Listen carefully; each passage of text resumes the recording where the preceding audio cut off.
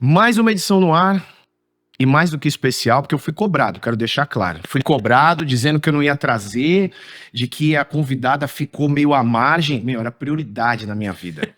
Minha amiga, que eu vou sempre apresento com o currículo primeiro, e é extenso de novo, esse pessoal que eu trago aqui tem um currículo meio complicado, viu? Advogada, vocês já devem ter percebido, pós-graduada em Direito Imobiliário, mestrando em Direitos Difusos e Coletivos, ela é professora, tá?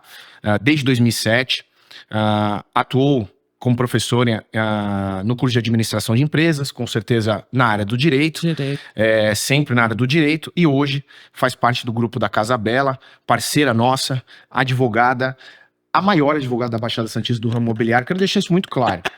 Muito claro, minha amiga Liana de Almeida Bezzi, mas eu sei que vocês conhecem como Kika. Muito obrigado por ter aceitado o convite, viu? Imagina. Não foi um convite, né? Foi uma intimação. Uma intimação. Quero deixar isso bem claro também aqui. Convidei ela há 3 dias da gravação do podcast, deixar isso claro. Ela falou assim, quando? Daqui a um mês? Eu falei, não. Quinta-feira. Quinta-feira, assim, vamos gravar. Foi uma quinta, tá? Quando vocês estiverem ouvindo. Foi assim, o convite chegou numa segunda, numa terça e ela veio na quinta-feira. Posso uma festa, também quero deixar isso bem claro, que eu tô achando que é um golpe. Não. Eu tô aqui firme e forte, quero deixar claro também. Todo mundo conhece como Kika, então vai ser Kika. Kika. Minha amiga, obrigado de novo, tá? Imagina. E as palavras foram reais, não é porque você é amiga não, assim, Kika é a mais conhecida advogada do ramo imobiliário que nós temos aqui na região, mais conhecida, mais competente, pode ter certeza disso. Meus amigos advogados vão querer me matar, mas é a realidade, quero deixar isso claro. Já me salvou várias vezes, então assim, não tenho o que falar. Obrigado. Muita responsabilidade, você sabe, né? E hoje, para quem é o curioso do direito imobiliário, da área do mercado imobiliário, nós vamos tirar algumas dúvidas, né? Sim. Vai ser um tete-a-tete, por isso vocês estão vendo que a bancada tá um pouco diferente. E a Kika falou que vai tirar a dúvida de todo mundo hoje. Um bate-bola, né? Vamos. Trazer conhecimento nunca é demais, eu sou a favor. Sempre. Mas queria primeiro saber de você, como foi cair no direito imobiliário? Foi direto, depois da faculdade? Não. Eu me formei com 21, né? Então eu saí muito nova da faculdade. E saí com aquele pensamento irrigado da família, de concurso público. Aí fui estudar. Pai militar, mãe, diretora de escola, todos concursados, com aquele salário no mês. Essa é a segurança, aquela ideia de segurança. Fui estudar para ser juíza. São Paulo, Damásio, 4 anos. Nossa. Só que quando a gente começa a estudar para concurso, a gente começa a ficar meio biruta, né? É a palavra, é biruta. Aí fui fazer terapia. Meu pai era coordenador da faculdade na época, ele tinha uma professora, meu amor, Yara, um beijo. E ela era psicopedagoga. E eu, na hora, eu tava batendo pino já. Literalmente. E aí eu fui fazer terapia, e na terapia a gente aborda tudo. E a gente começou a separar. Eu digo que a terapia a gente tira tudo da gaveta para colocar cada coisa em seu lugar. Atribuir responsabilidades. É bem isso. E aí eu comecei a entender o que era a minha vontade e o que era a vontade do outro. E aí, de repente, eu me senti velha aos 24 anos. Falei... Nada desse tipo de coisa, né? A gente brinca sobre idade, mas assim, com 24, por causa do concurso, né? Acho que por conta da saída da faculdade. E eu me sentia velha. Eu falei, eu tô ficando velha para entrar no mercado de trabalho. Como é que eu vou justificar o que eu fiz nesses 4 anos? Só estudei, mas eu já tinha estudado 5. Já tava legal. Aí, eu namorava um corretor na época. Ele falou, tem um jurídico a imobiliária. Eu falei, como assim? E aí entrei na Real, em 2008. Caramba! Fui fazer cada degrauzinho do direito imobiliário, fiz lançamento, assinei contrato 3 horas da manhã, Minha Casa Minha Vida, onde eu aprendi demais. E aí, tô aqui. Resolvedora de BO. Não, e é só isso, né? Eu que eu te perguntasse, a primeira coisa para quem quer entrar no ramo, os advogados que estão ouvindo, os iniciantes, assim, a gente falou muito nos bastidores em relação ao contencioso, que é sempre polêmico, né? Tem gente que gosta muito, tem gente que não gosta, a gente gosta muito da área de consultoria. É fácil Pergunta fácil, assim, é fácil o direito Super imobiliário? fácil, super tranquilo. Até um podcast que eu estava ouvindo ontem, eles estavam falando que 50% dos imóveis do Brasil são irregulares. Caramba, 50%? Sim. Mas aí contabilizando tudo, assim, área de interior, área muito pobre ou não? Você tá falando? Brasil. E em Santos, é um horror. E olha que Santos, pelo menos a parte que a gente atua um pouco mais, ela é um pouquinho mais organizada, né? A gente sabe que áreas de periferias são as mais Não. complexas, né? A gente está falando de um pessoal instruído, de família boa, praia, um outro público. Irregular, Irregular, com problema, né? A gente pega uma matrícula, a gente chora. A gente de tanta chora. averbação, registro, indisponibilidade. A gente chora. Não, e às vezes, e você sabe disso, porque eu te passei esse caso também, a gente trocou muito desse caso, um financiamento que não foi averbado, o cancelamento. Em 2014 e sucessivas averbações depois. E aí, faz o quê? Num banco que fechou? Caramba, eu lembro do caso. Ainda uma instituição financeira que nossa, É. eu não sei, sinceramente, eu fico de vez em quando, eu bato pino com esses casos. Porque como é que a gente resolve uma situação dessa? Não, são soluções alternativas, né? Porque assim, não tá na lei. O direito te dá uma direção. E aí você tem que aprofundar cada caso. E cada venda é uma venda, cada situação é situação. A gente resolveu esse caso? Resolveu. Como? Suor e lágrimas.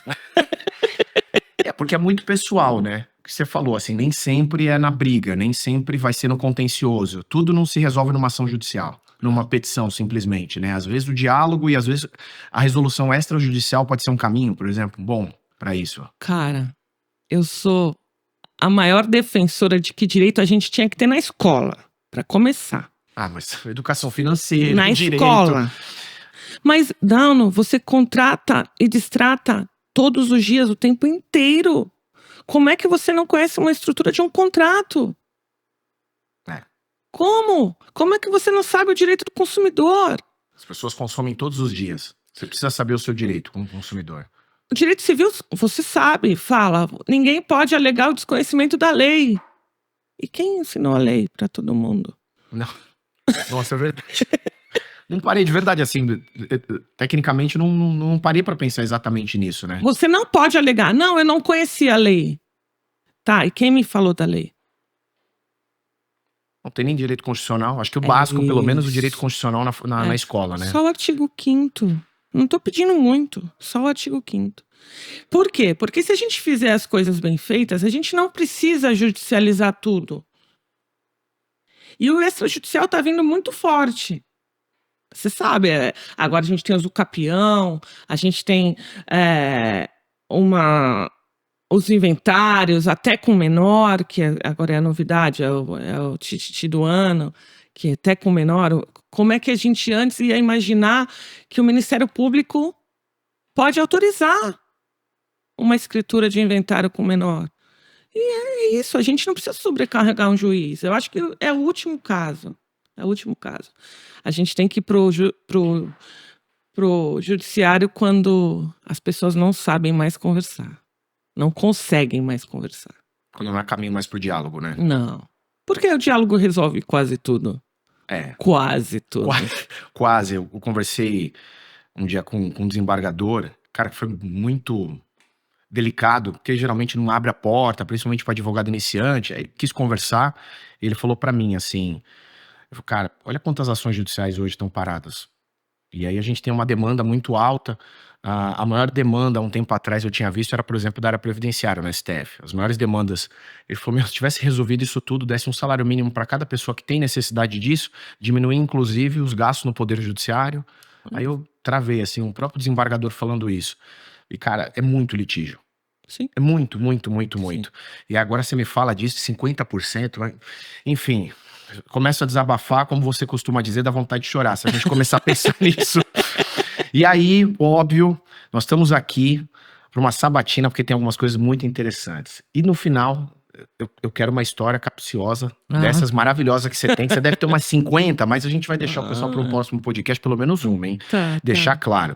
E aí, assim, do que a gente andou conversando. Acho que tem coisas muito interessantes para passar para o pessoal que quer entrar no ramo, seja um corretor, seja um advogado iniciante, ou quem quer se aventurar. Porque por muitas vezes a gente falou principalmente de leilão, a gente estava conversando sobre isso e as pessoas querem às cegas, né? Então tem várias coisas muito interessantes que dá pra gente tirar dúvida e se você topar, né?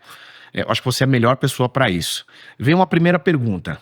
Quais são os custos adicionais para a compra de um imóvel, além do valor do bem? Porque esse é sempre um questionamento, né? Será que é simples? A pessoa vê o valor do bem e fala assim, beleza, ele tá barato. Tá barato. E aí? Advogado sempre vai responder, depende. Vai ser ótimo, essa batida de pergunta vai ser ótima. Depende. Quem ouvir vai falar, gente, ela não sabe nada, ela só responde depende, mas depende. Depende se o imóvel é financiado, depende se o imóvel tem laudêmio. Isso tudo precisa olhar com muita calma. Precisa olhar antes. Por quê?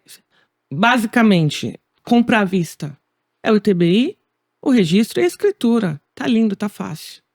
Ah, mas o imóvel é frente mar. Tem que pagar o SPU. Legal. E tem prazo para pagar ainda, né? Nós vamos chegar nessa pergunta também, ainda tem prazo. Tem que pagar antes da escritura, porque você não faz a escritura sem ter a certidão autorizativa de transferência, CAT. Aí é a primeira briga, é onde trava. Eu falo para os meus corretores na imobiliária. Negociou a CAT, vai dar pau. Por quê? O que diz a lei? Você coloca lá no Google. Quem paga a CAT? Isso é um outro porém também. A gente já vai emendando em pergunta que eu acho ótimo. Então, os custos, pra gente separar e o pessoal ficar antenado. ITBI, escritura e registro. Tá. A venda à vista simples. Isso custa quanto, assim? Um percentual básico? Não preciso pontuar cada um. Do valor do imóvel, assim, o custo aqui é 5%, 6%? Qual é essa régua? Não chega a tudo isso. A gente coloca uma estimativa de 3,5% a 4%. Por quê? Só o ITBI é 2%. 2%. Então, assim, já parte de 2%, você não foge. Aí tem a dica, o pulo do gato, que a gente só aprende na vida. Ninguém vai te contar isso. Nem os escreventes contam isso pra gente. Se o imóvel tiver laudêmio, tiver que pagar a CAT, você tem desconto no ITBI. Isso é muito interessante. Você tem 20% de desconto. E aí resolve aquela questão lá atrás. Quem que vai pagar a CAT? Então vamos por partes. Você resolve, então, paga a CAT, depois você vai pro cartório, então, pede esses 20%. Um bom tabelião, um bom cartorário, ele pelo menos vai te indicar isso. Deveria, né? Deveria. O meu não deixa passar. É isso que eu ia falar. Não passa nenhum.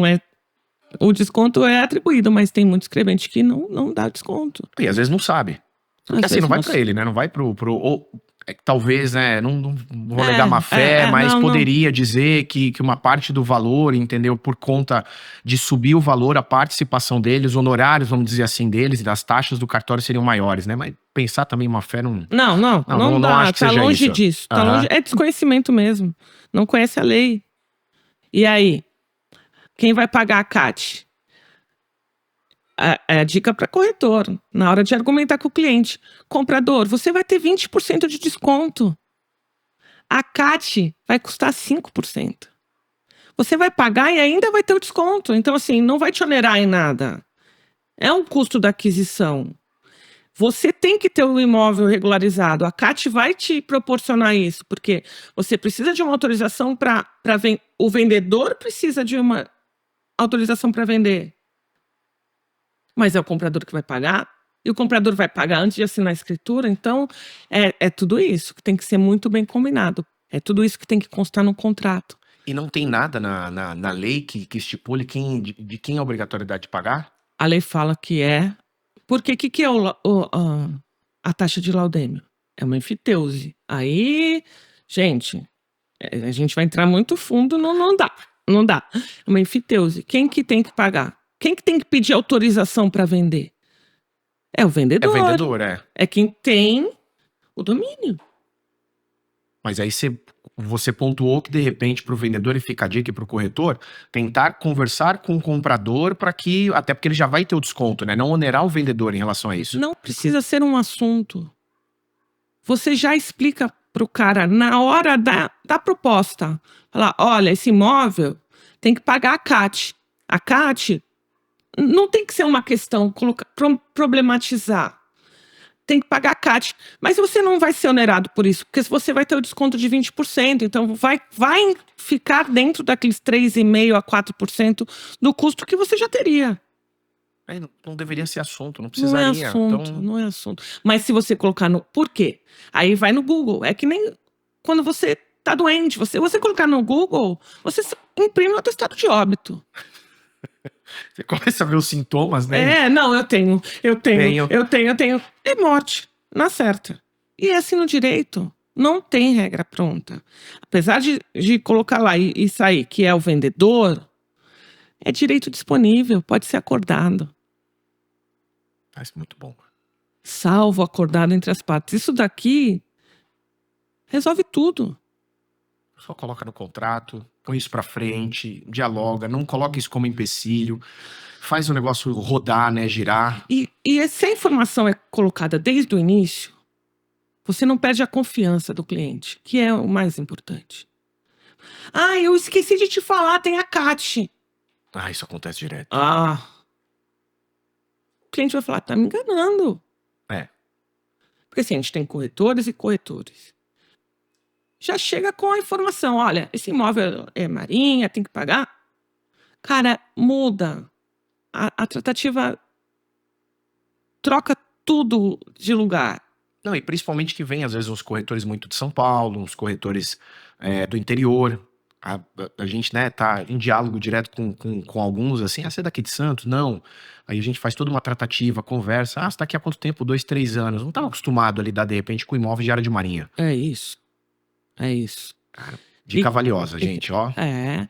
Pro corretor mesmo, não é nem pro advogado, porque o advogado deveria saber. Mas é pro corretor, para não perder venda. Porque o corretor, quando ele tinha uma proposta, ele fica fazendo malabarismo para não perder aquele dinheiro que às vezes é tão difícil de conseguir. E talvez uma informaçãozinha mal colocada, numa hora errada, você perde a confiança do cliente. Então, e é isso que diferencia os bons corretores, né? Porque, isso não pode ser um papel, por exemplo, do advogado ter que explicar.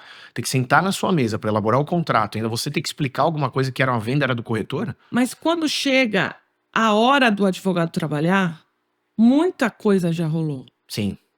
Muita coisa já rolou. Disso. Não, mas eu acordei com o corretor. Mas eu falei com o seu sócio. Eu falei, cara, o que você falou? Eu tenho que resgatar tudo para poder sentar com ele. O cara não foi isso que falou, o acordado foi esse. Tem que começar a documentar tudo, porque senão... Por escrito, pelo amor de Deus. Não mandem áudio. Adoro mandar um áudio, mas assim, a melhor coisa é falar, tá aqui, o combinado foi esse. É isso. Tá aqui, a taxa foi essa, ele vai pagar tal dia, a corretagem muito bem combinada, como vai ser paga. Porque se o corretor não abordou esse assunto, o que acontece quando chega em mim? Eu vou colocar no contrato. E aí? Nossa, aí a pessoa vai ler, vai falar, isso não foi acordado. O que é CAT? Por que eu tenho que pagar agora? Mas eu não vou assinar a escritura e vou pagar uma conta do vendedor? Calma. Fala desde o começo, com naturalidade. Tá tudo bem. O trabalhador conhece, por exemplo, para quem conhece bem os seus direitos no ramo do trabalho, vai achar que é até um comunicado de acidente de trabalho, né? Se olha a CAT lá, fala assim, vai achar que é. Mas o que CAT tem a ver com isso, né? É isso. Eu tô comprando imóvel, doutora. Olha, então fiquem ligados, tá? Precisa acordar essa questão da transferência, imóveis em área de marinha, que não isso é uma pergunta interessante, às vezes perguntam pra mim assim, então é só na orla? Não. Esses imóveis, é só... Quais mais imóveis? Mangue. Que pode estar em área de marinha. Mangue.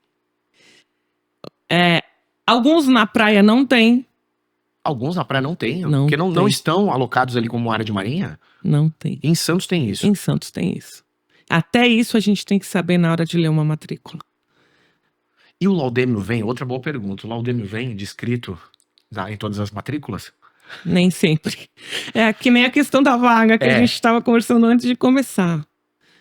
Às vezes a vaga tem uma matrícula só dela. E aí você tá vendo... E eu tive um problema recente com isso. Sim. E aí eu falava assim pro vendedor, o imóvel tem vaga separada? Não. Eu falava, mas não tem na matrícula. E o comprador, doutora, mas não tem a vaga aqui escrita. Não tem o meu direito de uso, qualquer coisa que se remeta à vaga. Falei, minuto que eu vou ligar no cartório. Oi, esse imóvel tem... Você sabe me dizer se esse prédio tem vaga separada? Tem sim, as vagas são escrituradas. Eu falei, legal. Tive que fazer um inventário, uma sobrepartilha, na verdade, porque já tinha... fazer isso tudo? Para fazer uma venda. Teve que fazer uma sobrepartilha da vaga de garagem, passar para o vendedor e o vendedor passar para o comprador. Porque lá atrás alguém não viu isso. Cara, que... E como que a gente explica para o vendedor? Mas eu uso a vaga. Falei, sim, mas a vaga tem um documento. E esse documento...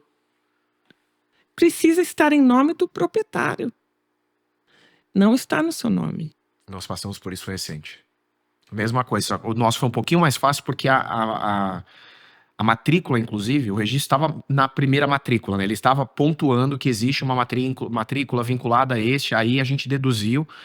Nosso assessor no cartório, grande Felipe, um abraço pra ele. Querido. Falou, olha, tem lá, tá escrito aqui, tem uma nova matrícula. Tem uma outra matrícula que, assim, quase 100% de chance de ser a vaga de garagem, porque ela não vem escrita aqui a vaga.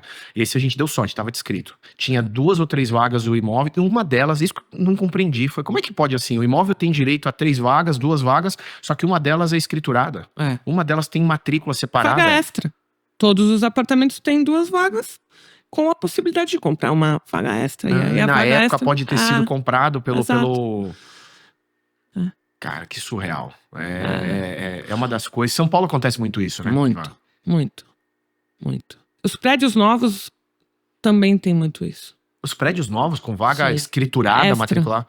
Com a vaga extra, né? Porque às vezes você tem um apartamento de 4 dormitórios, você precisa de 4 vagas e vem com 2 vagas, 3 vagas. Aí você... compra uma vaga a mais. Aí seu apartamento tem 4, 5 vagas, às vezes. Caramba. Não, e pra ficar alerta, eu lembro que um corretor acionou a gente, eu tô com uma baita oportunidade aqui, perto de uma das regiões que a gente mais atua, né? Vocês também, no Boqueirão, ali na região da Vila Rica, aqui em Santos. E uma baita oportunidade, tá aqui. Aí a gente foi descobrir que é isso, né? Aí você vai conversando com o porteiro, com o síndico, com o pessoal do prédio. Cara, mas não tem nada descrito. Cara, o pessoal arrematou em leilão e não arrematou a vaga. Que você tem história boa com isso também, que você vai contar. Eu falei, cara, mas como é que você quer me vender um apartamento? Ele não tem vaga. Não, mas a gente resolve isso. Eu falei, cara, como é que você resolve isso depois? Você compra um apartamento de 250 metros, 300 metros, às vezes que não tem vaga. Não tem nenhuma vaga. Você passou por isso recentemente. Sim, e isso não tem naqueles cursinhos que vendem na internet, no Instagram? 20 minutos, aprenda tudo sobre leilão. Em 20 minutos. Como lucrar com leilão. É dica também. Tem que olhar se tem vaga.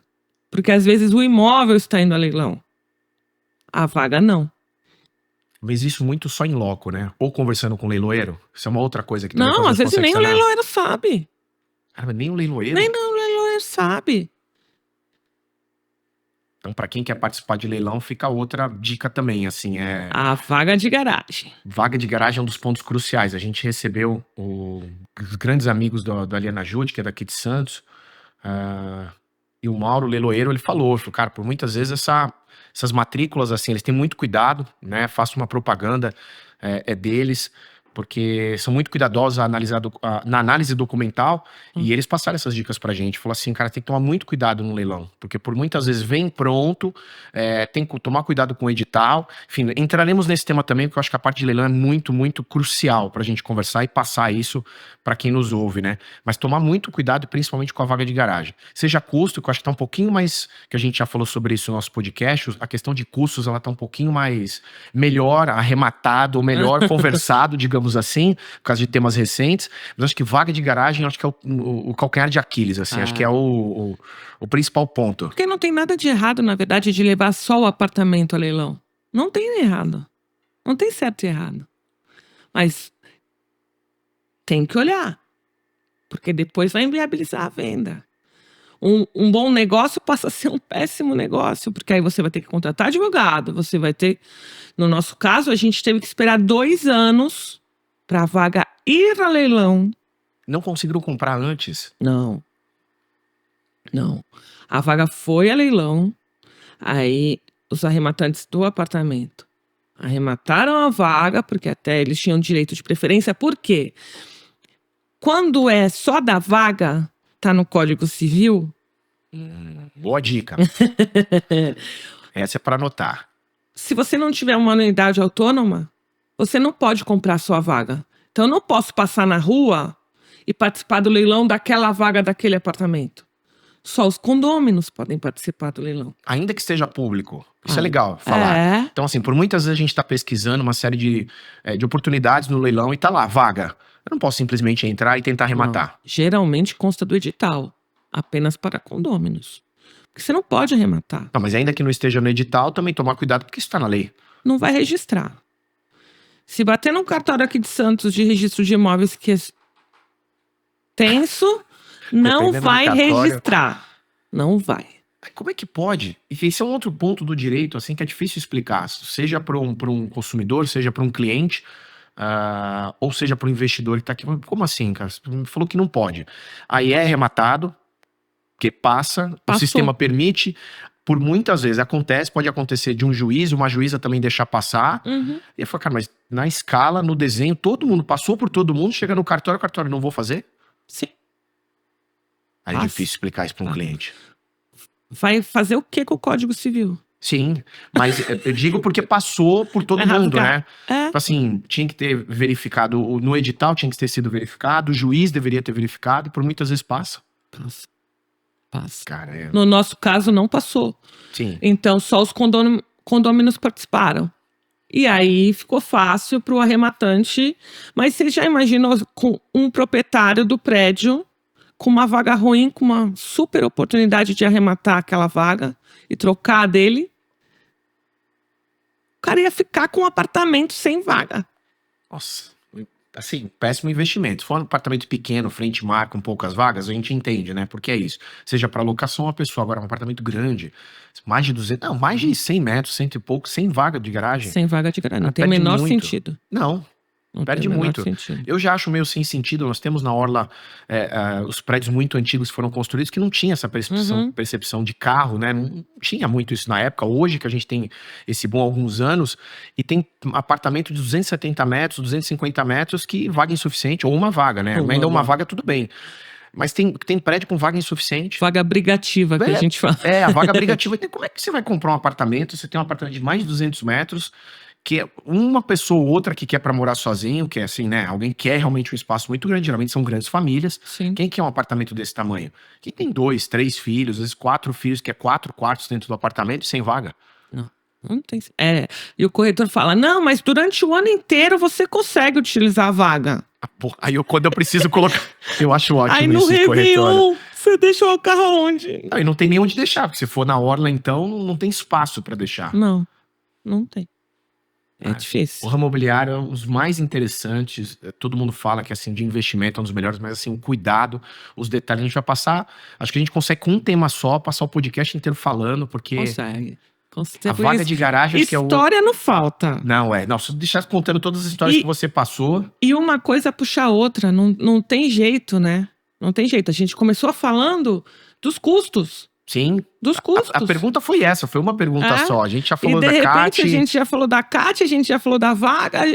É muita informação junta.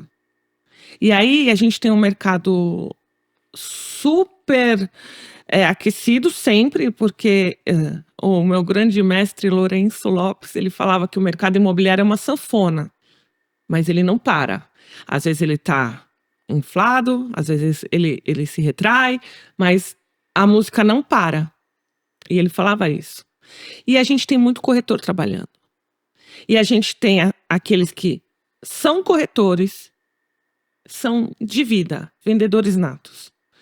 E o que estão corretores? E o que estão corretores se aventurando nessa área, não sabe. Ele não tem nenhum suporte jurídico. Não. Já vi corretor que fala assim, então eu não tenho... Você está trabalhando, como é que você não tem um suporte jurídico? Você precisa. Ainda que seja online, ainda que seja um terceirizado de alguma forma, assim, você precisa se precaver e ter esse suporte junto com você. Cara, e o suporte jurídico é super importante. É o que eu falo. Se der tudo certo, é caro. Putz, é caro. Caro, Não, se mas comparado à comissão, não é caro. não, longe disso. Longe disso, Mas, se der BO, tá barato. É. Porque pega essas nuancezinhas de uma matrícula e deslancha, né? E até porque isso é interessante porque o corretor é responsabilizado. Por muitas vezes eu falo para eles, a intermediação está escrito, você faz questão de deixar no contrato de compra e venda que está lá, que o responsável técnico, o responsável pela intermediação e merece todos os louvores, precisa receber, Super. mas está ali no meio. Eu falei para um corretor, você é responsabilizado. Cara, se acontecer qualquer problema, a análise também é sua. Sim. A análise é jurídica, Técnica. técnica, o comprador também tem, a gente sempre fala isso, ele não pode se esquivar quem está comprando, mas o vendedor passa pelo intermediador ali. O vendedor tem sua responsabilidade, que por muitas vezes pode agir de má fé, por não falar ou não ocultar alguma informação, mas a intermediação. Então acho que é interessante isso também. Acho que uma outra dica é assim, gente, assessoria jurídica é imprescindível para quem quer trabalhar no mercado imobiliário. Muito importante. É assim, é porque você não pensa a longo prazo. A longo prazo. Porque pode te dar um problema a longo prazo. Você imagina aquela pessoa que deu o problema da averbação do financiamento não ter sido feita, do cancelamento da alienação fiduciária não ter sido feita lá em 2014 e várias vendas foram sendo feitas no caminho, 4 ou 5, tá? 4 ou 5. Então passou por escrevente, passou por corretor, teve um inventário no meio. E ninguém viu que a alienação fiduciária estava lá. Oi, tô aqui, Interessante explicar, acho que só para contextualizar, havia uma matrícula, pegou uma matrícula e nessa matrícula a alienação fiduciária ela já tinha sido encerrada, quitada, esse foi o assunto, e não foi registrado, não foi anotado, vamos colocar assim, dentro da matrícula de que não existia mais aquela alienação fiduciária. Exato. E todos os registros posteriores, eles foram feitos sem análise dessa alienação. Não poderiam ter sido feitos. Elas não poderiam, porque primeiro o bem estava indisponível porque havia uma alienação fiduciária. Sim. Esse é o caminho. O banco tinha que concordar. O banco não foi avisado, nem precisaria porque já estava quitado. Só não fizeram na matrícula, não retiraram, não avisaram que estava quitada essa alienação, esse A financiamento. gente descobriu que estava quitado depois. Sim. Porque a gente olhou no documento, viu o nome da pessoa, ligou para a pessoa e falou: oi, você tinha uma... Primeiro que já pensa que é golpe, né? Quando Sim. você liga. Oi, seu nome é tal. Você teve um apartamento assim, assim, assado em 2014? Pessoa, tive. Aí, ele, fala mais. Porque... Onde que você quer chegar? A pessoa já espera, né? Então, tô precisando... fazer um Pix. A pessoa já espera isso, né? É isso. Então, o financiamento está em aberto? Foi a primeira pergunta que eu fiz. Quase tendo um infarto. Ele falou, não, eu quitei. Quando eu vendi, eu quitei. Falei, tá, mas não tem essa informação na matrícula. Você tem o termo de quitação? Não. É antigo, né? Deve ter até... Mas ele tinha o comprovante de quitação.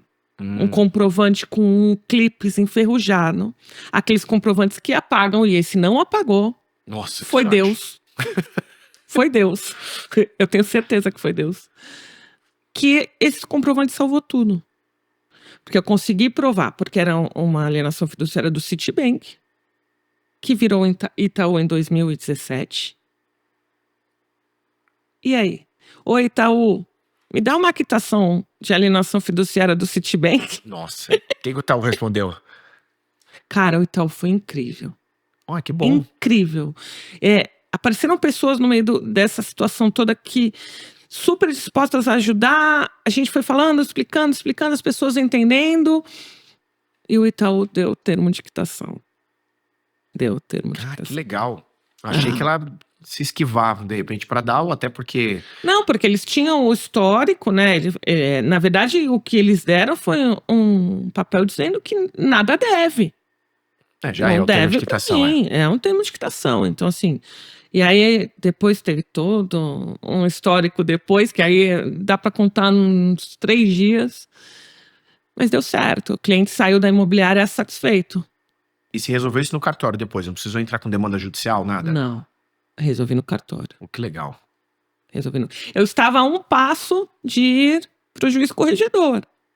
Mas anjos aparecem na vida da gente. Esse é outro BO, juiz corregedor, né? Se depender de pra ir pro juiz corregedor, bate, volta. Porque aí para tudo. Sim. Primeiro que o cartório passa a te odiar. Porque você tá indo lá falar com o corregedor e contar fofoca. Eu adorei o termo, é. Contar fofoca. A gente tava resolvendo nosso problema aqui, como é que você vai contar uma fofoca, né, pra ele? Como é que você tira essa informação aqui? Era só entre nós, né? Não era outro segredo? Era, pô, como é que você não conta os BOs pros outros, né? Aí você começa a fazer inimigos, né? Então a gente conseguiu, mas tudo dentro da lei, tudo dentro do que podia. O Itaú ajudando, o registro de imóveis ajudando, todo mundo imbuído aí numa vontade de resolver e deu certo. Conclui-se que, assim, mais uma vez a questão extrajudicial, fora do judicial efetivamente, Sim. e a importância, de novo, de uma assessoria, né? De um trabalho, de diálogo, de uma assessoria para que chegasse a esse ponto. E talvez se eu não estivesse dentro da imobiliária, conversando diretamente com o cliente, porque o cliente em algum momento ele falou para mim, não, mas eu tenho comprovante. E aquela informação ficou aqui. E a gente tentando resolver de um jeito, de outro. Falei, e aquele comprovante que você disse que tem? Cadê? Aí ele, tá aqui. Eu falei, eu quero na minha mão, rápido. E foi o comprovante que salvou nossa vida. Mas a gente tinha que ter... Talvez se eu estivesse no escritório falando assim, Kika, tem uma alienação fiduciária para cancelar do Citibank. Eu falar, esquece. Sim, porque você não tá vivendo, né? Porque você não tá dentro. É. Porque você precisa conhecer, você precisa trocar, você precisa olhar nos olhos da pessoa e fazer perguntas muito específicas para entender onde a gente consegue chegar.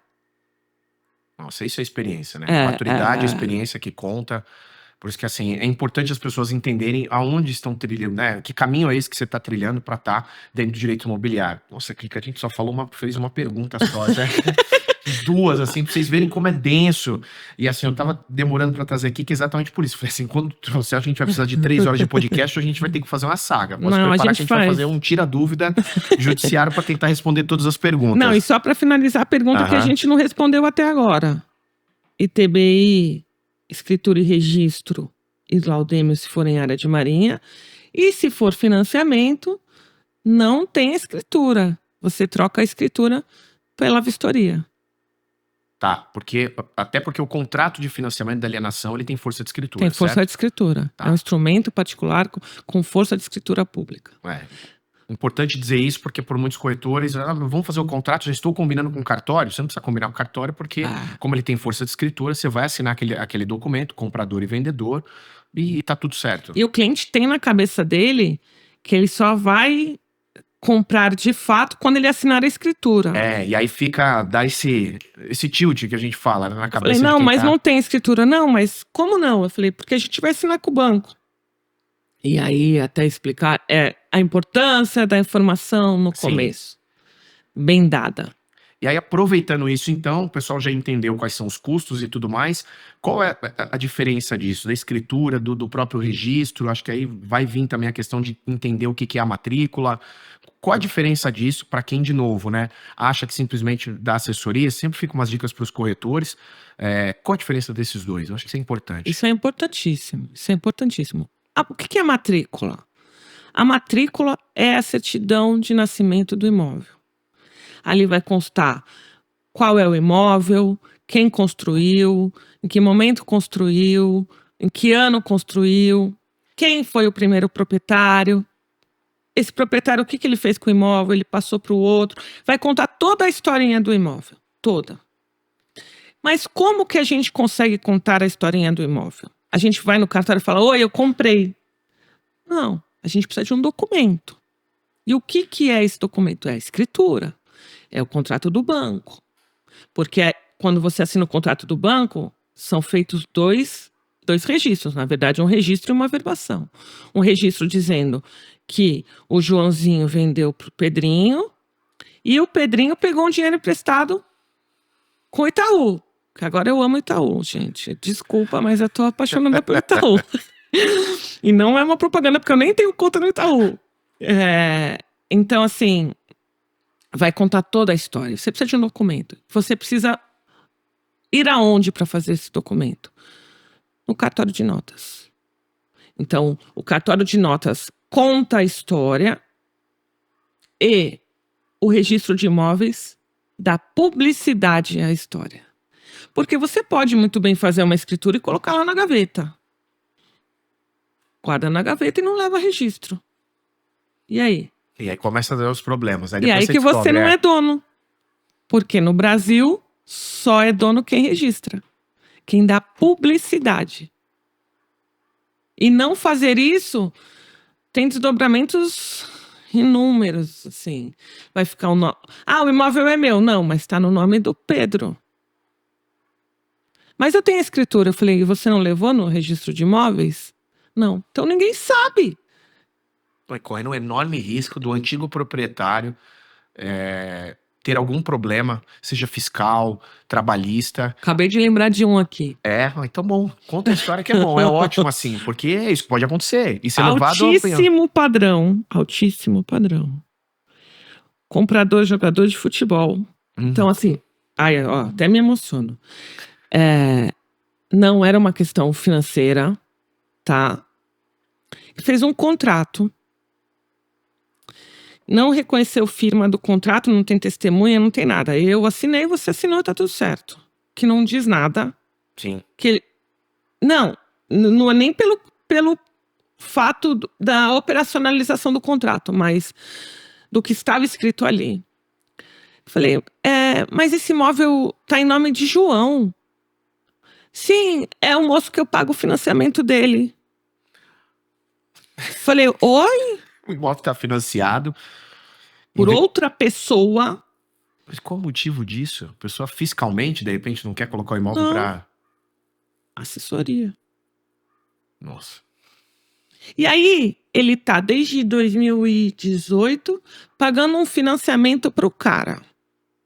Aí estou eu analisando a documentação, porque na nossa imobiliária, o que a gente faz? A gente analisa... A gente tenta analisar, a gente não consegue analisar 100%, mas a maioria dos casos a gente analisa os documentos que chegam na captação. Então, assim, para que os corretores trabalhem com imóveis saudáveis, na maioria dos casos. Mas são poucos que fazem, que isso eu faço propaganda de vocês, de você principalmente, e de novo da parceria que a gente tem com a Casa Bela, porque são poucos que fazem isso, né? De trazer realmente a documentação. Por muitas vezes demonstram pra gente o imóvel, mostram pra gente o imóvel, e só depois vai ser feita uma análise para ver a viabilidade dele, do negócio. Eu falei, cara, mas aí fica difícil, né? E a expectativa. Exato. Porque quando é business, tudo bem, não foi esse, vai ser o próximo. Sim. E quando é a pessoa que idealizou morar naquele prédio, quando você fala pra pessoa, então, não vai dar, não vai rolar. Os caras caem por terra e aí você tá falando de comercial, né? Você perde comercial, o cliente. Né? Você perde o cliente, o cliente passa a desconfiar de você como profissional, você corretor, né? Como assim? Você me ofereceu um imóvel que não pode vender? Isso até dói, né? Porque gente, assim, tem um fundo de verdade. É uma loucura. E aí, fazendo essa análise, aí eu cheguei nesse problema. Aí eu falei, tá em nome do Pedrinho aqui. Não, mas eu tô pagando o financiamento dele. Eu falei, então, mas o Pedrinho, ele não tem nenhum tipo de apego a pagar contas. O Pedrinho tem não sei quantas trabalhistas, o Pedrinho tem débitos trabalhistas. O Pedrinho tem... E no contrato que você tem, diz aqui que você ia quitar esse financiamento. Não pagar parcelas. Só que agora, como que resolve? Documento pretérito, já jogando aqui, né? As provocações. Algum tipo de documento... que também não dá, com assinatura com documento anterior, com data anterior, para tentar demonstrar que o negócio foi feito antes, talvez das trabalhistas e tudo que vocês analisaram. Isso é possível, por exemplo, ou não? Na hora do judiciário, você vai mostrar. Vai argumentar. Como que você demonstra que você é um comprador de boa fé? Mostrando as certidões. Mas com aquele contrato que está dizendo que estava quitado, me parece que não foram olhadas certidões. Eu não preciso nem entrar no mérito, sabe? Sim. Não, tava a minha pergunta porque deduzindo que tudo que vocês pesquisaram posteriores de dívidas trabalhistas, fiscais, eram posteriores ao negócio dele. Sim, sim. Então, se de repente encaixar, dizer que ele era de boa fé, com comprovantes, com certeza as contas de consumo, né, de concessionárias, água, luz e tudo Sim, mais, estavam no nome sim. dele. Falou, tá aqui, eu realmente tenho a posse do imóvel. Isso poderia ser uma argumentação, mas isso no judiciário, né? Aí já... Aí sai da nossa mão, né? Aí contar com... É aquilo que você fala, né? É. Você conta com a boa vontade do juiz e com a interpretação, né? E Do depende juízo. da experiência do juiz. Porque o juiz, e como que ele decide? É o livre convencimento motivado.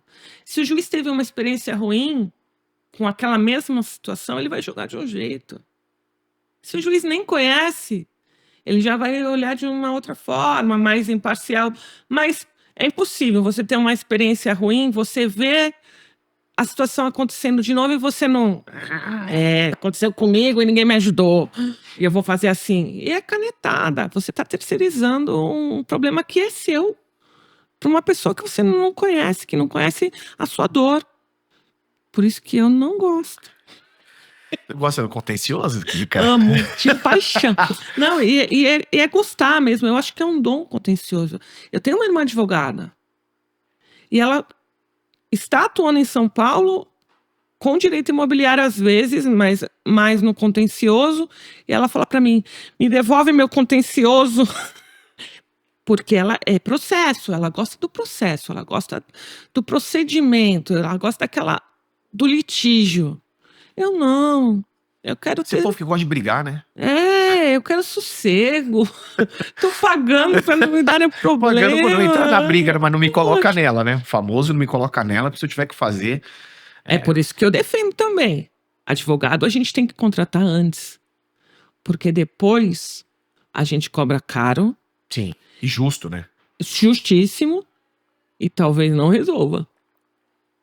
Mágica a gente não faz. Eu acho muito bom esse termo que você fala, que é terceirizar a decisão, né? Terceirizar a escolha, porque por muitas vezes dependemos, óbvio, de um juízo, né? Um juiz ou uma juíza, e a gente não sabe, né, qual decisão que vai tomar. Seja porque teve uma experiência ruim no próprio caso, por uma falta de sensibilidade, pode acontecer, a gente vê isso muito, Sim, né? muito. Meu, assim, eu tenho juízes, assim, conhecidos, e, cara, são pessoas ótimas, né? Mas com demanda altíssima dentro do judiciário. Não dá tempo.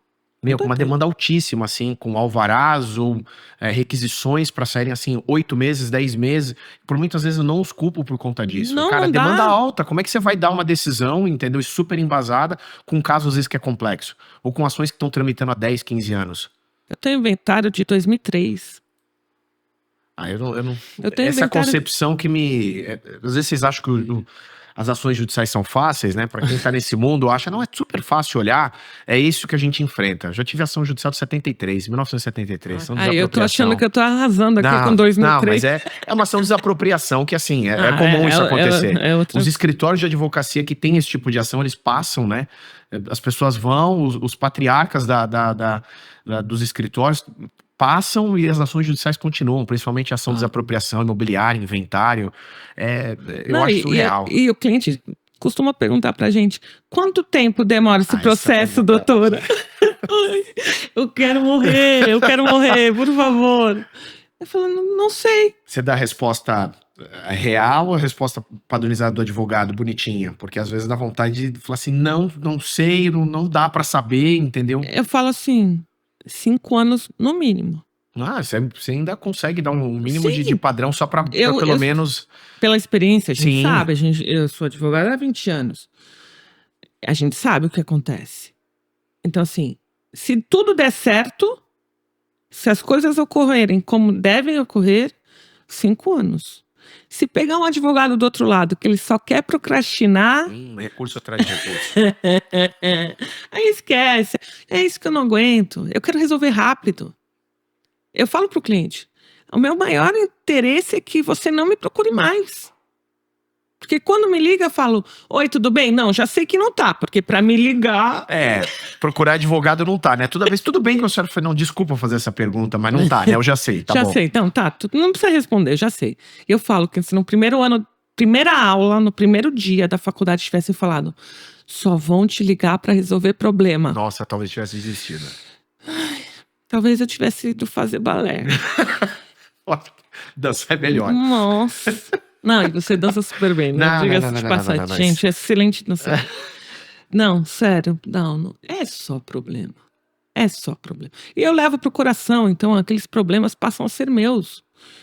A gente vive aquilo. A área social, atuei, né, muito tempo na área social e ela sempre me baqueou muito, assim. Você pega uns clientes, área imobiliária, quando você tem custos mais altos, a realidade é diferente. outro, Lógico que se você pegar, como você já trabalhou com projetos Minha Casa Minha Vida, aí você tem, obviamente, pessoas com uma renda um pouquinho mais baixa e com uma realidade social bem diferente. Mas, cara, como, de novo, acabo usando bastante esse termo, mas como machuca, né? Dói às vezes na gente. Dói. Né? Você vê a realidade do outro, vê aonde mora, partindo para a área imobiliária, ou a pessoa ali sacrificando para comprar um imóvel, ou não tendo nem como às vezes dar entrada, é algo... Eu me emociono até em venda e compra de imóvel, quando você vê que a pessoa está realizando um sonho. Eu choro junto. Eu não tenho vergonha. Eu já chorei em audiência. Isso é maravilhoso. Porque Não, Kika, você não pode participar do contencioso, não tem jeito. Não tem. Eu gosto de fazer a coisa certa antes. Vem aqui, vamos conversar, vamos fazer tudo direitinho. Para não ter que judicializar. Eu sou contra, eu detesto. Nossa, Olha, nós vamos partir para outras perguntas, porque daqui a pouco a gente está na reta final e a gente tinha separado um monte para vocês, um monte. Tem algumas muito interessantes. Essa sempre pega, o pessoal pergunta: Kika, tem prazo para esse registro? Você fez a diferença de escritura e registro, mas assim, tem um prazo para esse registro? Porque tem cartório que devolve para a gente em 10 dias, 15 dias, tem um cartório que tem um probleminha, devolve em 30, 40. Tem um prazo específico para esse registro acontecer? Depende da demanda deles, né? São pessoas que fazem, não são máquinas. Então, não tem um prazo, então, na lei? Não tem. Então, se demorar 60 dias para sair a matrícula, infelizmente, a gente tem que esperar a boa vontade do cartório. Sim. Se for financiamento, é pior ainda. Sim, porque depende do banco. Porque você tem um prazo para devolver para o banco. E porque aquele vendedor não recebeu o dinheiro. Mas o dinheiro está rendendo. Está rendendo poupança, meu amor. Está rendendo poupança. Como é que você vai falar para um vendedor, no meu caso, que eu trabalho mais com alto padrão, né? Um vendedor investidor que tem milhões na bolsa. Não, fica tranquilo. O seu dinheiro está rendendo poupança. Ligue na minha cara.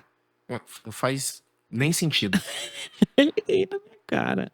Não tem como. E aí tem que esperar, não tem jeito.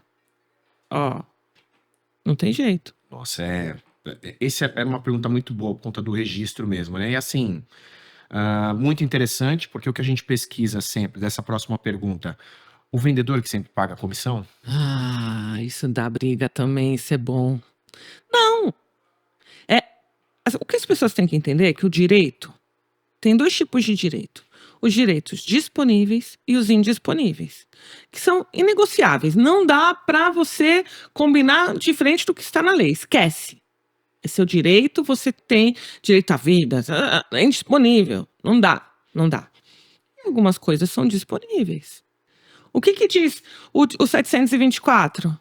Que a remuneração é devida ao corretor conforme o MEI. Na verdade, fala, se não estiver fixado em lei, nem ajustado entre as partes. Sempre o ajustado entre as partes. Ajustado entre as partes. Até porque faz sentido pro vendedor, às vezes, que o comprador pague a comissão. Tem uma questão fiscal aí, tributária. Olha, melhor que pague. Olha, a gente não vai pagar no valor total que vai entrar, a gente vai desmembrar o pagamento, individualizar ele. Isso pode acontecer também. Pode, e é maravilhoso, porque quando você compra e vende um imóvel, você tem que fazer o recolhimento do ganho de capital. E às vezes a comissão é de um valor significativo que vai justificar a gente está fazendo coisa errada. Não, você pode acordar. Porque as pessoas têm enraizado dentro dela que é o vendedor que paga a comissão. Na verdade, o que diz a lei é quem paga é quem contrata. Certo? Sim. Tá. Corretor, quem contratou? Porque assim, um contratou para vender o imóvel e o outro contratou para comprar o imóvel. Então assim, tem um os contrato. dois pagam. Vamos dividir a comissão aqui e pagar. O comprador paga uma parte, o vendedor outra. É isso. Os dois pagam. Então, ajustar entre as partes. Exato. Deixar isso documentado no contrato, sempre uma cláusula de intermediação, da intermediação imobiliária, não deixar isso à parte. Tem corretor que gosta de fazer contrato à parte, né? Eu falo, cara, você não faz no contrato de compra e venda? Então, eu gosto de um contrato só. Não faz sentido. Até pela transparência. Mas às vezes o vendedor não quer. Geralmente, quando o comprador está pagando a comissão, ele não quer que apareça quanto ele está pagando. Ah, tem isso, é verdade. É por isso. É por isso. Porque às vezes os clientes são difíceis, a gente sabe. O ser humano está cada vez mais difícil, né? Deu errado. Deu errado. Deu errado é ótimo. Deu errado, não. Tá difícil. Então, assim, o vendedor fala, eu quero 1 milhão na mão. Certo? Certo. Aí o corretor consegue uma proposta de 1.200.000. Não, mas agora eu quero 1.200.000. Você não queria 1 milhão na mão? Não era 1 milhão, querido. Um fruto do meu trabalho ter conseguido a mais. Pode até, mas assim... Porque assim, tem a falsa ideia também que a comissão é 6%. Isso é uma boa pergunta também, não é? Não, 6 a 8. Tá lá na tabelinha do Cresce. É que de praxe, pelo menos no nosso mercado, se cobra o 6, até porque se for cobrar mais, Não, as gente, pessoas já é uma luta conseguir os 6. Sim, é isso que eu ia falar, né? Por muitas vezes as pessoas querem ainda baixar ainda mais. Não pode, né? Não pode. Não, menos de 6. Por quê? Concorrência desleal. Quer Sim. dizer, então, que o mesmo imóvel com o down é 1 milhão e com o outro é 900.000? Por quê? Porque tem alguém ganhando menos. Sim. A conta não E fecha. se o vendedor não abrir mão do seu valor, obviamente, a outra ponta, ou meio, melhor dizendo, está sendo mexida na Acontece corretora. muito, acontece pra caramba. A gente tem que viabilizar negócio. Sim. A gente quer fechar. É importante pro corretor aquele fechamento. Até o papel do advogado. Às vezes falam assim, o advogado vai melar minha venda. Quantas vezes eu já ouvi isso? Não, Pelo contrário. a gente vai viabilizar. Quantas vendas eu já não salvei na mesa?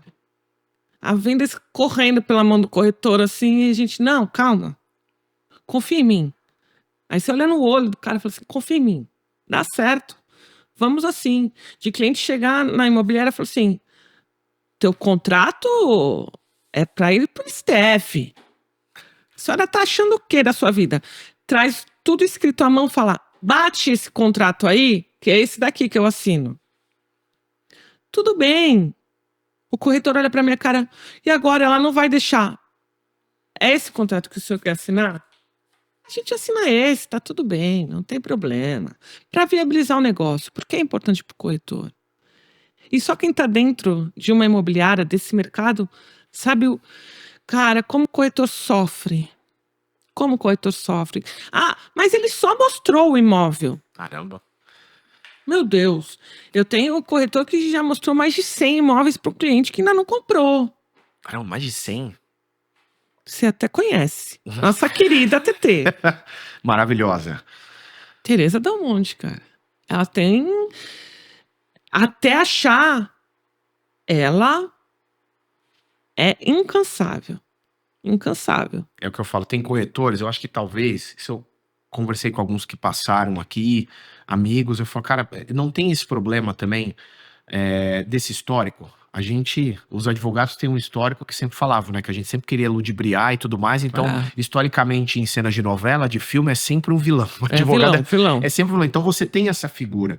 As pessoas, eu digo para quem estava fora do mercado até um tempo atrás, não conhecia essa figura. Na sua visão, que já está há bastante tempo, não tem também esse histórico? Como nós, advogados, temos essa figura do corretor que é inexperiente, que não conhece da lei, não acaba sofrendo? Uma de novo, que a gente vai sempre falar, a Tereza, nossa amiga, por exemplo, uma qualidade tremenda, uma raizada, uma corretora que conhece a cidade, conhece a região, conhece muito imóvel, não acaba, de repente, sofrendo por conta desses outros corretores, esse histórico?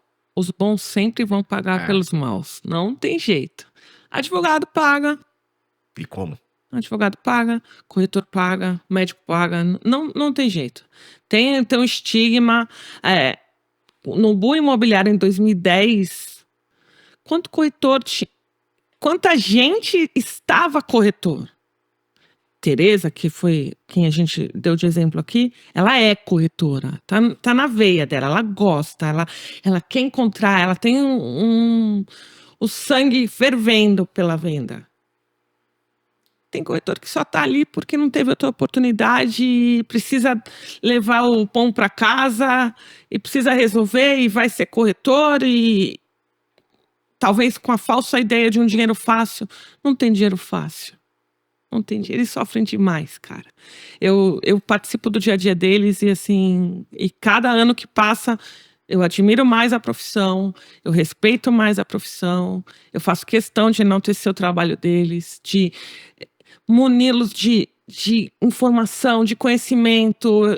Eu chego a ser chata, porque precisa. Eu faço menção aqui, endosso, porque a gente sempre bateu de frente, porque a gente teve algumas experiências também ruins, seja pessoalmente ou até na empresa, e aí quando a gente começa a encontrar bons corretores, fala, olha a importância da intermediação.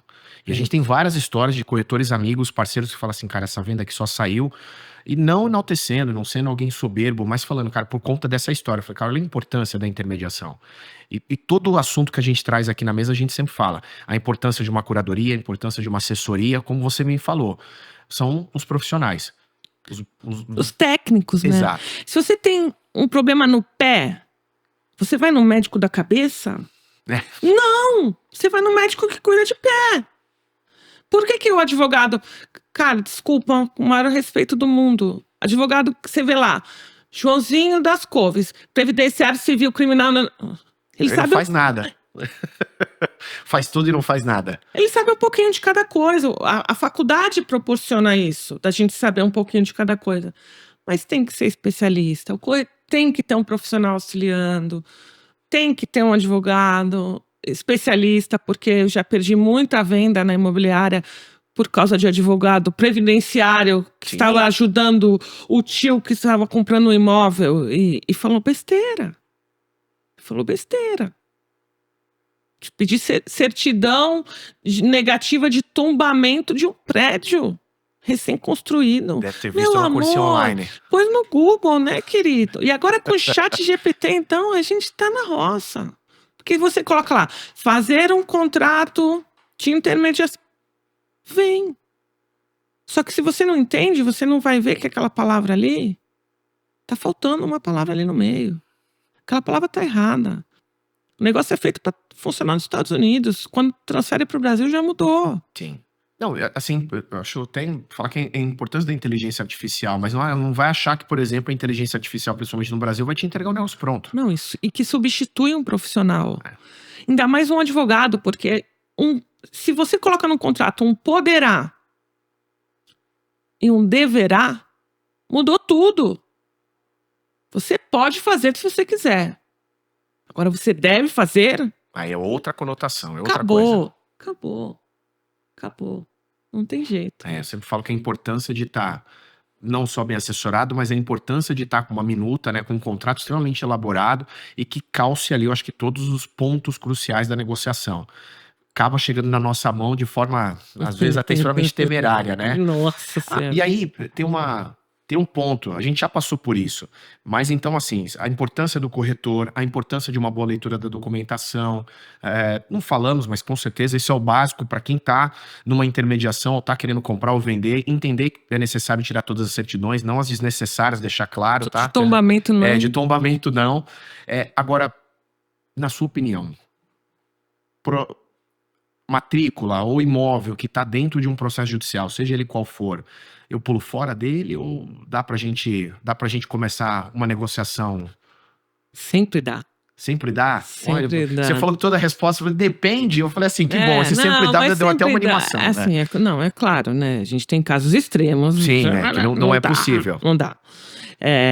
Mas dá. Com boa vontade dá. É um jeitinho.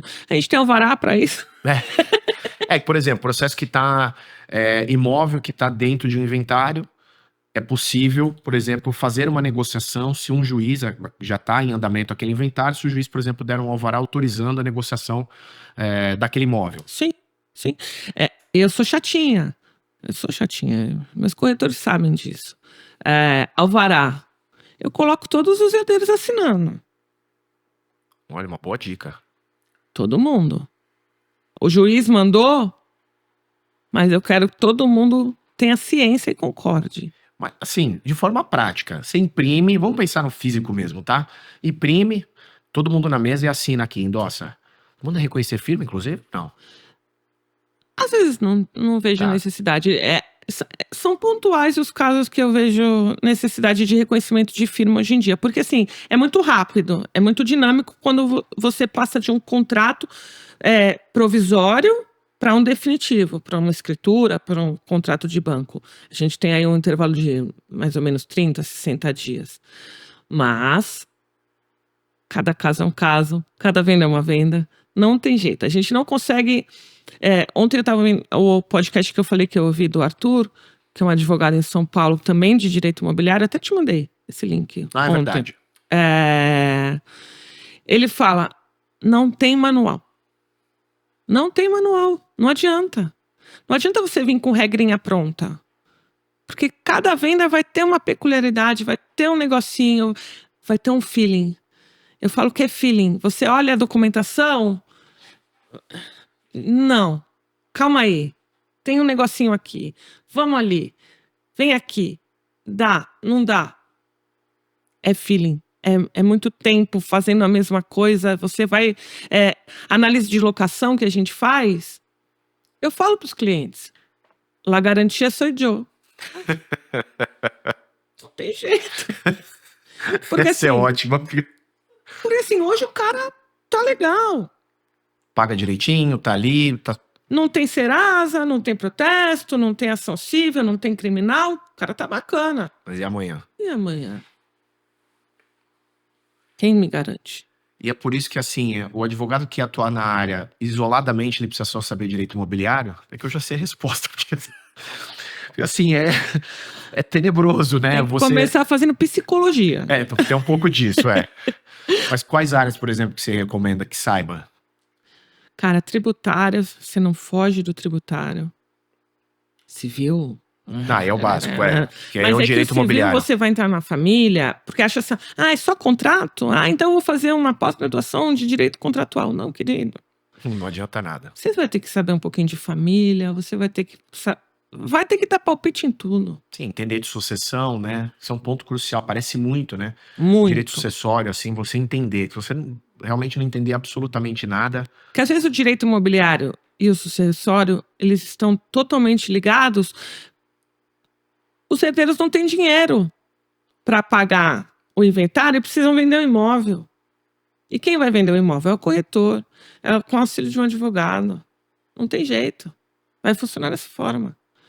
Vai precisar misturar tudo, colocar no liquidificador e tirar um suco aí. Não, e para você ter oportunidade, né? Porque não adianta querer só o fácil, aquela matrícula que tem 3 registros, 3 registros, lindo, que não tem nenhum problema. Pagamento à vista. Pagamento à vista, vai no cartório, escritura redonda, todo mundo bonitinho. Todo mundo. Sem nenhum problema na certidão, não precisa nem citar que na certidão ali tem uma ação judicial em aberto por motivo A, B ou C. São raros os casos, né? Quantos casos assim você já pegou? Meu Deus, eu queria que fosse todo dia. Todo dia eu faria uma venda assim. Todo dia. Muito fácil. É muito simples. Nesse caso o advogado é caro. É verdade. Se você tirar a certidão, você já pagou o advogado, não tem jeito. Você tira a certidão, tá tudo lindo, falou, pô, mas tu vai ganhar tudo isso. Caramba, se você soubesse o trabalho que dá. Se você soubesse como eu... Não é apertar o parafuso. Sim. É saber qual parafuso apertar. Isso é sensacional. É isso. É isso. Não tem jeito. E aí, que eu quero uma história. Essa que é a parte boa, assim, mas que você possa contar, porque você tem um monte. E tem coisa que não pode, então... Que história boa que nós temos. Tem muita. Tem muita. Na época que a gente fazia... A gente fez um lançamento na Zona Noroeste. A gente fazia... Na verdade, nesse lançamento foi a minha mesa mais difícil. Foi onde eu tive que... como eu posso falar? Eu tive que convencer o cliente que o direito ia assegurar que o prédio ia ser construído. Tinha isso também, né? Porque envolve na planta. Na planta. É outro assunto para outro podcast, mas a história, porque isso é outra coisa muito boa. Cliente que já... eu comprei o apartamento, aí pode desistir em 7 dias, né? Ou na planta, Sim. Agora. Antigamente não podia. Comprei uma calça jeans, eu vou precisar devolver o imóvel. Já aconteceu. Não, peraí, repete. É, Que eu não compreendi. Acontecia lá. Acontecia, olha, eu não tenho mais o dinheiro da entrada porque eu comprei uma roupa. Eu preciso devolver o imóvel. E não era possível, legalmente, então. Não era possível. E aí, como é que fazia? Não fazia. Não fazia. Não A fazia. pessoa já comprava o imóvel inadimplente. É isso que acontecia? A pessoa já, olha, tá bom, então não vou pagar, vou pra casa e É vocês me isso. executam. Exato. Aí a construtora faz o quê? Eu falo, gente, por favor, ela não vai pagar e vocês vão ficar com a unidade travada. Aí a gente volta pra conversa. Vai executar uma pessoa que Nossa, é. não vai conseguir receber. Então faz assim, vamos assinar um distratinho aqui, vem, assina. Assina. Libera a tua Sem unidade multa, para né? vender para outro. Tá tudo bem. É, porque imóvel desse tipo acho que um custo baixo não vale a pena você, de repente, enfrentar, né? Sai mais caro. Agora, de um imóvel já de alto padrão, Ah, aí sim. Aí a briga talvez seja boa. é. Aí vale a pena para todo mundo, para advogado, para consultora, para todo mundo. Mas, assim, você enfrentou, sem entrar, é óbvio, em tantos detalhes, porque, de novo, um tema crucial pra gente conversar depois, que é muito interessante, continua assumindo muito prédio. Em São Paulo tem muito prédio na planta. Nós tivemos num evento recente nosso, que você esteve presente, uma apresentação, um debate da importância de você fazer essa mensuração. Que mercado é isso? Você falou que é o efeito sanfona, né? Tem hora que ele tá muito inflado, tem hora que não tá em baixa. Então a importância de repente comprar um imóvel na planta ou talvez um já construído. Mas quais são os cuidados, por exemplo, para um imóvel comprado na planta? Que antigamente a gente sabe que tinha toda uma problemática, a legislação era outra e tudo mais, tinha uma grande preocupação de comprar na planta até para, será que o imóvel vai ser construído? Hoje esse risco é um pouco menor. Mas quais são os cuidados para quem quer comprar na planta? Cara, a solidez da construtora é a mais importante de todas, né? É você saber de quem você está comprando. Ah, precisa tirar a certidão da construtora? Não, não precisa. A construtora, né? Aparentemente vai estar ok documentalmente, até porque senão ela não constrói, ela não consegue um financiamento, ela não consegue recurso para construir. Então, assim, na maioria das vezes. Mas a gente tem a sociedade de propósito específico, né? Eu acho que a SPE traz uma segurança muito grande. Por quê? A gente tem o trauma da Encol. Muita gente perdeu dinheiro com a Encol. Aí depois disso criaram as sociedades de propósito específico.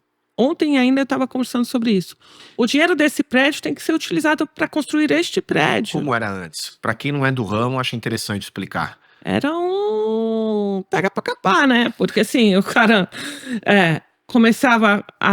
lançava esse apartamento, mas o dinheiro desse ele usava para construir esse. Aí era bola de neve. Porque se esse não vendesse, você não construía esse. E nem esse. E a legislação permitia isso. Permitia. Isso eu acho que só depois de uma calamidade para se mudar a legislação nesse sentido. Muita gente perdeu muito dinheiro, né? Muito dinheiro. Então, aí vieram as sociedades de propósito específico. Você vai vender e vai construir aqui, né? Esse é uma conta aqui, é um CNPJ aqui. E tem garantia isso também, né? Tem. Porque precisa ter uma reserva específica durante um tempo, Sim. para que seja resguardado os direitos, até por vícios que podem aparecer no empreendimento. Sim. E você tem que pensar a longo prazo, né? Para comprar na planta, você tem que pensar que você vai ficar 36 meses pagando, que tem o INCC, que esse dinheiro vai corrigir, mas isso a gente vai ter que ter outro podcast. Não, porque sim, muita coisa. porque foi um tema específico, né? A gente está debatendo, para quem não sabe, assim, a importância hoje do mercado, e pesquisem, tá? Um abraço para o nosso amigo Admar, que esteve aqui na bancada, um cara extremamente influente no direito imobiliário no Brasil, até internacional, porque está indo muito para fora e é um parceiro nosso da Casa 11, trouxe esse projeto e a gente faz esse comparativo da compra do imóvel na planta e do imóvel já construído. Então, como você falou, né, tem as bolhas, óbvio, mas essa ondulação que tem no mercado. Então, a importância que você está trazendo é para você pesquisar. Na planta, eu acho que a gente pode cravar, então, que hoje a segurança é muito grande. Acho que não precisa ter tanta preocupação. Acho que a análise vai ser mesmo, talvez só a segurança da análise da construtora, que independente se a legislação hoje protege, é importante saber, né, se a A construtora... falência tá aí para ser usada, né? Exatamente, né? A legislação também permite que ela vá à falência. Então, Exato. independente da segurança de uma SPE, entender a importância de fazer uma análise também da construtora, de quem você está comprando. Porque pode ter, obviamente, construtoras fraudulentas, né? Que não façam a incorporação e... Os bons a gente vai votar. Os bons pagam pelos maus. Não, Sim, tem, né? não tem jeito. Eu acho que essa é a importância, mas... E aí passa por uma análise não só jurídica, entender como está o mercado hoje, entender se de repente vale muito a pena aquele imóvel, se você tem esse tempo, né, de investimento. Por muitas vezes o imóvel demora... Eu tive empreendimento que demorou acho que 5, não mais, 7 anos. A previsão era de 4,5, aí demorou um pouquinho mais, principalmente os imóveis com uma rentabilidade um pouco menor para a construtora, 7 anos para construir. E geralmente é um bom negócio. Sim. É um bom investimento. Imóvel sempre vai ser um bom investimento. Dificilmente você vai perder dinheiro se a coisa for feita organizadamente. Com análise correta, do seu perfil, do perfil do que você está comprando, é um bom investimento, não tem jeito. Ah, mas é porque a Selic subiu, não é fácil financiar. Cara, os meninos da GM, que a gente trabalha muito, eles falam, o momento de comprar é agora. É agora. Você não sabe o que vai acontecer amanhã. Ah, mas a taxa está alta. Tudo bem, depois você faz portabilidade, depois você renegocia. Eu mesma, eu cheguei no meu financiamento a pagar 11%.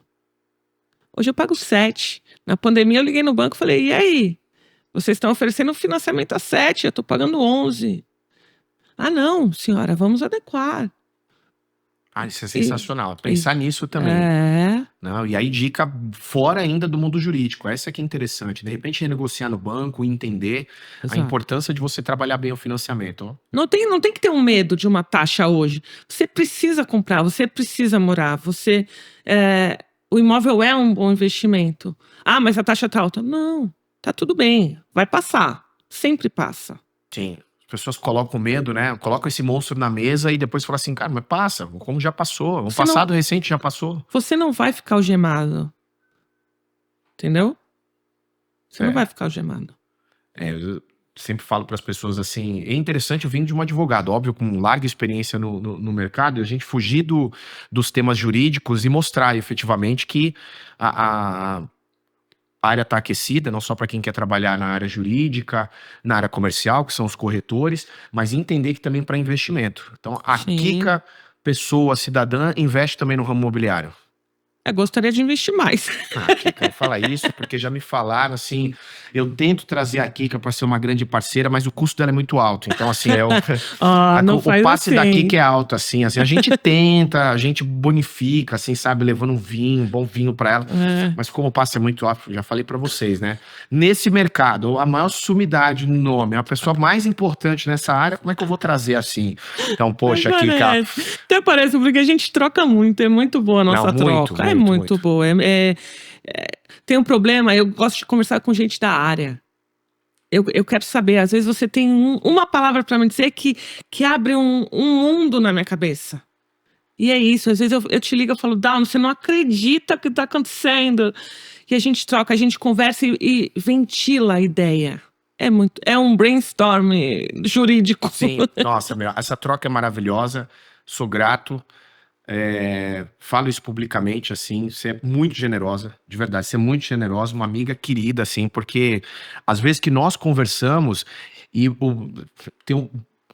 perto de você, praticamente nenhuma experiência, de tanto que você tá e da experiência que você tem, e as trocas foram muito generosas, sempre muito amigáveis, então, Kika, obrigado. Obrigado mesmo, eu que tenho que agradecer. Ah, que isso, a gente vamos fazer muitas parcerias juntos, muita coisa, se prepara, tá? Porque, só desses temas aqui, deixar claro pra vocês, de novo, sempre mais um entrevistado com muito conteúdo, a gente separou pra vocês terem noção, só aqui, a gente tinha separado umas 13 perguntas, mais um conteúdo que eu tinha ouvido, que a gente estava preparado para conversar. Então, assim, Janeiro ou fevereiro aí a gente vai marcar outro pra conversar. Mas com antecedência, promete? Não, eu adoro assim, desse jeito, bem em cima. Vem amanhã.